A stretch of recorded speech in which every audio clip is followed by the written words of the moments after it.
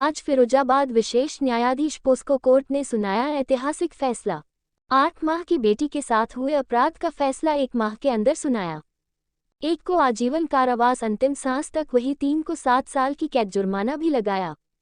17 जून को फिरोजाबाद के थाना नारखी के एक गांव में अपनी ननिहाल में आए हाथरस की 8 साल की बेटी की हत्या हुई थी। आरोपी ने उसको चाउमीन लाने के बहाने बंद मकान के अंदर बुलाया, उसके साथ गलत काम किया, विरोध पर मारपीट की और उसकी गला दबाकर हत्या कर दी थी। पोस्टमार्टम में दम घुटने से मौत होना आया था, तो वहीं शरीर पर चोटों के निशान भी थे। पुलिस ने दुष्कर्म और पोक्सो में मुकदमा दर्ज किया था। महोखास थाना हाथरस की 8 साल की बालिका अपने नाना के यहाँ नारखी क्षेत्र के एक गांव में 27 मई को छुट्टियां बिताने के लिए आई थी। बालिका अचानक 17 जून को लापता हो गई, तो नाना ने पुलिस को सूचना दी और बालिका की खोजबीन करते रहे। बालिका को पड़ोस में रहने वाले कौशल पुत्र अर्जुन ने चाउमीन लाने के बहाने बुलाया। अर्जुन के एक रिश्तेदार के खाली मकान, जिसकी चाबी उसके पास रहती थी।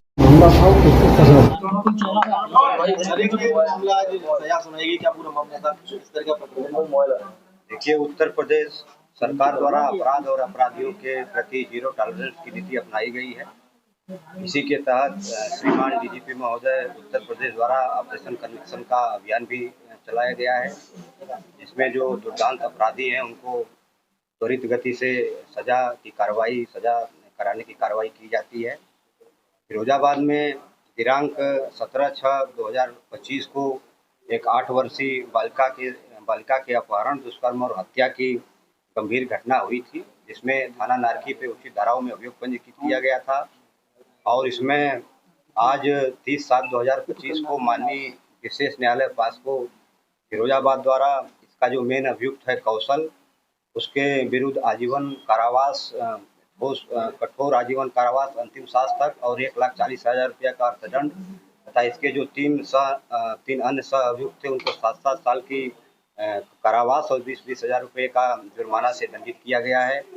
इसमें मुख्य बात ये रही कि कुल 4 अभियुक्तों को 24 घंटे के अंदर गिरफ्तार कर लिया गया था।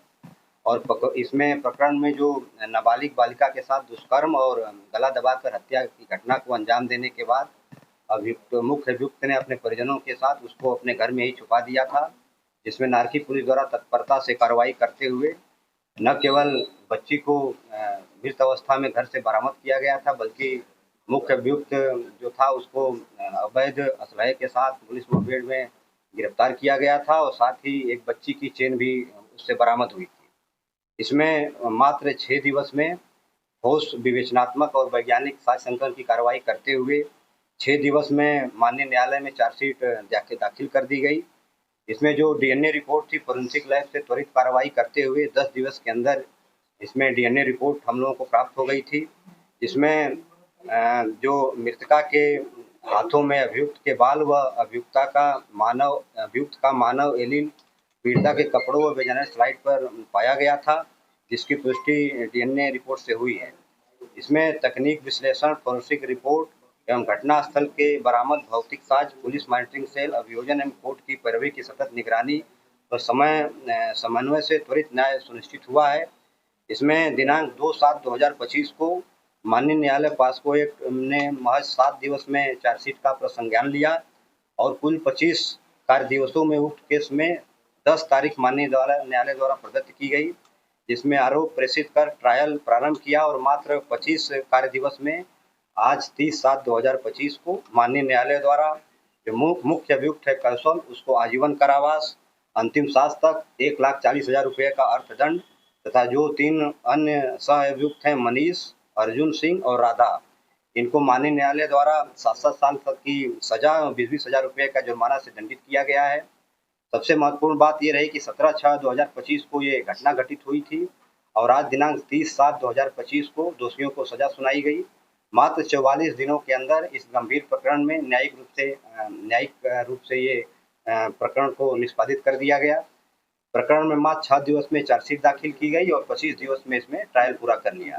इसमें निश्चित रूप से जो फिरोजाबाद पुलिस का लोगों के प्रति विश्वास है वो लोगों में बढ़ेगा और इस तरह के जो अपराधी हैं उनमें भी उनके विरुद्ध भी एक संदेश जाएगा कि इस तरह के अपराध अगर करेंगे तो किसी भी दशा में उनको बख्शा नहीं जाएगा।